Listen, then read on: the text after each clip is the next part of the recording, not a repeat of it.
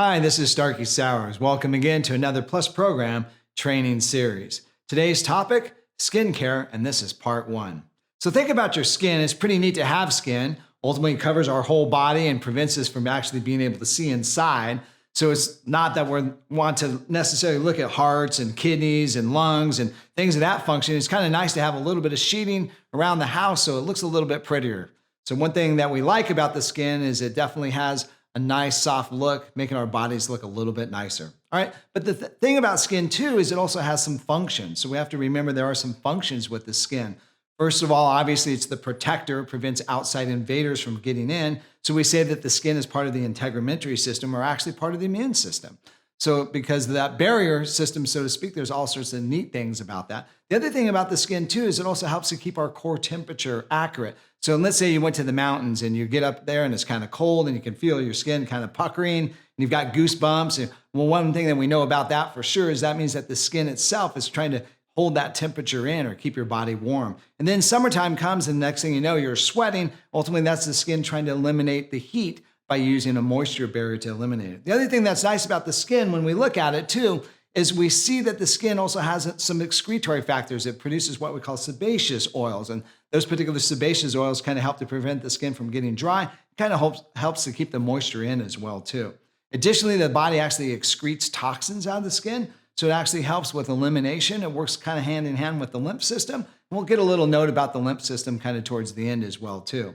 All right, so looking at that factor, we see the final thing, vitamin D, the manufacturing of vitamin D actually happens in the skin itself. So in order to get vitamin D, the body actually has to have some type of sun exposure, creating a cholesterol to being converted into vitamin D. So the skin not only helps with protection, but also becomes a vitamin manufacturing facility, so to speak. So kind of a neat little thought having all those things together just in one particular organ. So what is the skin made of? So when we look at the skin, what's unique about the skin, it's made of a couple different types of components, and there's nutrients that kind of make the skin work or help the body rejuvenate the skin. So when we look at the skin, the epidermal layer as well as the dermis, those particularly the epidermal layers roughly are 99% protein. So protein becomes a huge component when we think of skin. So 99% of the top layer, so to speak, is what we call keratin proteins. And so ultimately, that being one of the number one protective areas, protein now has become a protective component on the skin. Additionally, below the dermal areas, we actually see elastin and collagen. And collagen is kind of like the network or the framework, so to speak, of the skin. It kind of gives its flexibility or its suppleness or its density, so to speak. And then there's also what we call elastin fibers, and those elastin fibers is what helps the skin stretch. So any type of stretching component is an elastin fiber component, all right? So then below that, the dermis, the epidermis and the dermal layer, we actually have a subcutaneous fat layer. And that particular subcutaneous fat layer is actually fat. And we actually need to have fat. Obviously, a little bit of a cushion, as well as help with local production of sebum and things of that nature. And so we have fatty acids. And so when we look at these fatty acids, there's essential fatty acids such as omega-3s, omega-6s as well as, believe it or not, some saturated fats. And additionally, there's also some cholesterol, some lecithin, and some other different types of components that make up this fat layer. So we actually need fats to make our skin look healthy. All right, so with that said, we might start thinking, oh, is that it? Well, no, it's not it. There's also hydration. The body holds water at the skin surface. And so all those components, the proteins and the fats, kind of present like a nice little component to hold that moisture in and hold the water in. And that kind of rounds it out, but you might think that's it. Well, no, there's actually some minerals and some vitamins, very micronutrients working to kind of make all those structures work together. So with that said, what we might think is, well, what about nutrients? What do we need nutrient-wise to make our skin healthy? So looking at a nutrient profile, one of the things that we need, first off the list, so to speak, is protein. As we were saying, a large percentage of the skin is protein. So we've got to have proteins in the system. All right, so you might think, well, what are protein foods? I mean, roughly you need about 60 grams a day of proteins, maybe a little bit more, especially if you're active. Well, protein foods are going to be things like dairy products, as well as fish and fowl, as well as lean meats and chicken and things of that nature. And you might be vegetarian thinking, well, wait a minute, those are all things that I really don't like to eat. Well, with that basis, you can get vegetarian type proteins.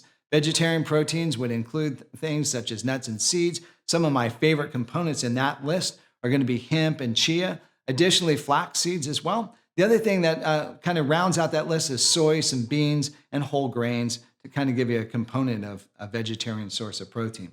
All right. In addition to that, one of the things that we know is we've got to have essential fatty acids. Omega-3s and omega-6 are essential fatty acids.